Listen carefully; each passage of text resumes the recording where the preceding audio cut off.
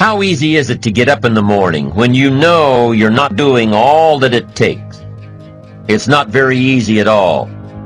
You can just lay there awake thinking, oh, what's a few more minutes in bed? It won't matter much anyway.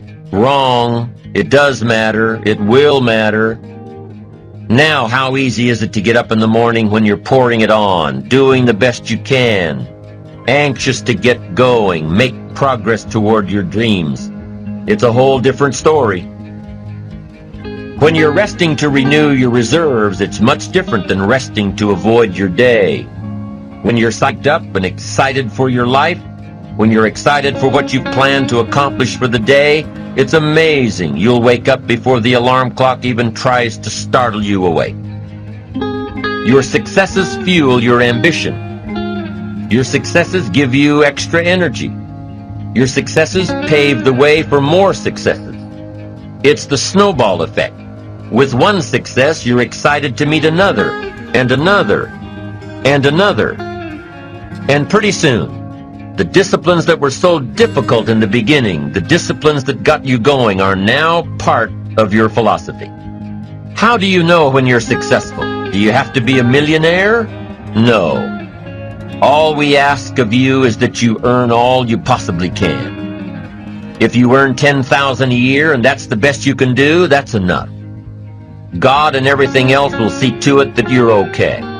The key is to just do the best you can. If it's $10,000 a year, wonderful. If it's $100,000 a year, wonderful.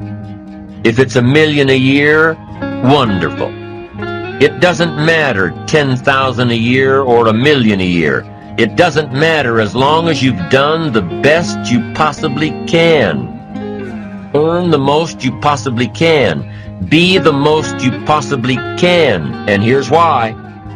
The essence of life is growth. The essence of life is growth, to do the best you can. And here's what's interesting. Humans are the only life form that will do less than they possibly can. Humans are the only life form that will settle for less. Every other life form except human beings strive to its maximum capacity. How tall will a tree grow? Approximately. As tall as it possibly can. You never heard of a tree growing half as high as it could. No, trees don't grow half. Trees send their roots down as deep as possible, stretch their limbs up as high as possible, produce every leaf possible and every fruit possible. As a matter of fact, you never heard of a human physically growing half. We keep growing until we're done. Now that's a part of life we can't control. It's genetically coded. And that's probably why we keep growing till we're done. Because we can't control that part. It's the rest of our growing that we control. The growing of our minds, the expansion of our minds, that we can control. And that's what tends to get away from us. All life forms inherently strive to their max except human beings. Now, why wouldn't human beings strive to their maximum possibility? Here's why. Because we've been given the dignity of choice. It makes us different than alligators and trees and birds. The dignity of choice makes us different than all other life forms. And here's the choice. To become part of what we could be, enough to get by, or to become all that we can be. My best advice for you is to choose the all.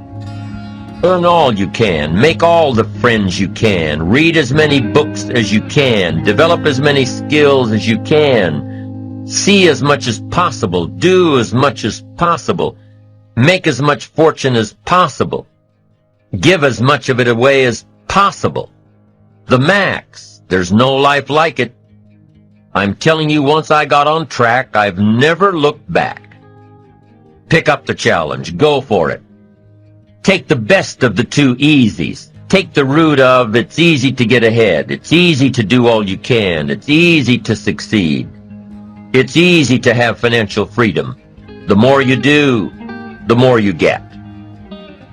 So the two primary benefits of positive reinforcement are, number one, to build good habits, And number 2, to create more energy to fuel your ambitions, your desires, your achievements. How can you isolate what's working for you and what isn't? How can you make sure that you are reinforcing your positive disciplines?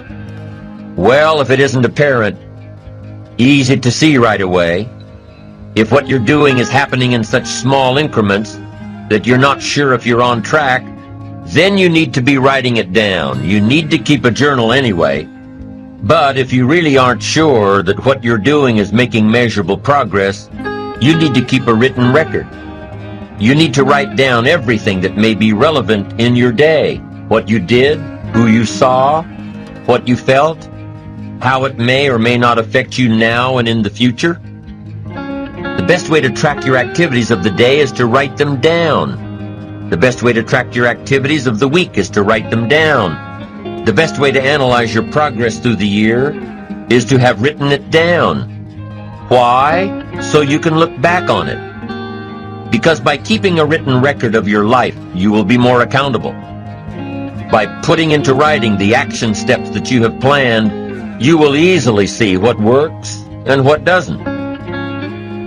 Most people just try to get through the day, never writing anything down, never keeping track of their progress along the way, never really knowing if they are doing all they can to reach their goals, to drive their ambition. But gifted people learn to get from the day.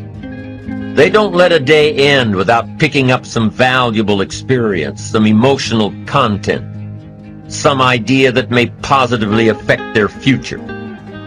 To get the most from a day, to learn the most from a day, you need to be able to reflect on the day. And how can you reflect on a day unless you record it in history?